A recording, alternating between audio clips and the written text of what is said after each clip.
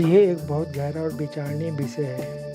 आज की भागदौड़ और यूज एंड थ्रो वाली दुनिया में जापान का यह नज़रिया बाकी दिल को छूने वाला है, जिसमें मैं आज आपको बताऊंगा वफादारी की एक अनकही कहानी, जो कि जापान की एक कंपनी और केंजी की कहानी है।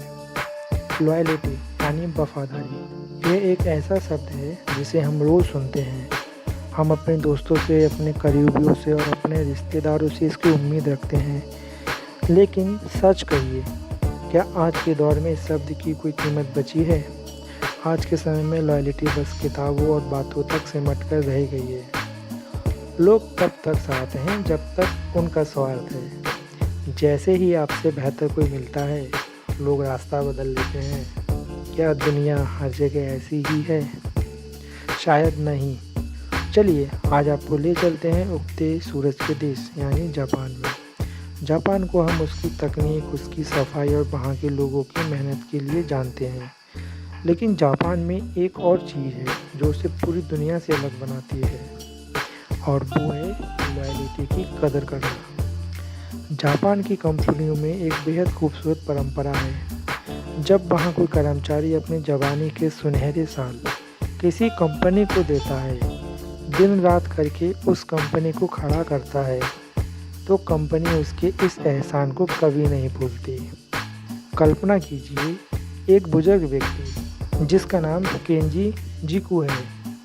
केंजी ने अपनी ज़िंदगी के 40 साल एक कंपनी में काम करते हुए बिता दिए। अब वो बूढ़े हो चुके हैं, उनके हाथ कांपते हैं और कंप्यूटर पे काम करने की रफ्तार धीमी हो चुकी है। मार्केट में आज उनसे कहीं ज़्यादा टैलेंटेड युवा, तेज तर्रार लोग मौजूद हैं जो केंजी का काम आधे घंटे में कर सकते हैं। दुनिया का दस्तूर यही कहता है कि पुराने को हटाओ और नए को लाओ, लेकिन जापान इस दस्तूर को नहीं मानता। कंपनी केंजी को नौकरी से नहीं निकालती। आखिर क्यों? क्योंकि केंजी ने कंपनी को अपना खून पसीना दिया था, अपनी लॉयल्टी दी थी, और वक्त था कंपनी की तरफ से उसे लॉयल्टी का कर्ज चुकाने का। आज भी केंजी रोज़ सुबह तैयार होकर ऑफिस आते हैं, लेकिन अब उन पर काम का कोई बोझ नहीं होता। कंपनी ने उनके लिए एक अलग से केबिन बनाकर रखा है।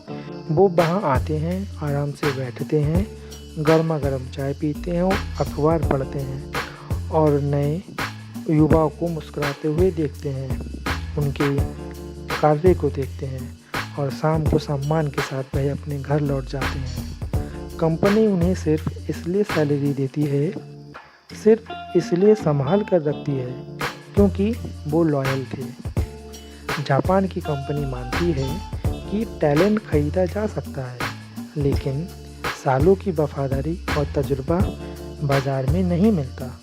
ये कहानी सिर्फ केंजी की नहीं है, यह जापान की उस सोच की है जो इंसानों को मशीन नहीं समझती। वो समझते हैं कि अगर किसी ने सुख दुख में हमारा साथ दिया है, तो जब वो कमज़ोर हो जाए तो उसका हाथ नहीं छोड़ना, बल्कि उसे मजबूती से थामना ही असली लॉयल्टी है।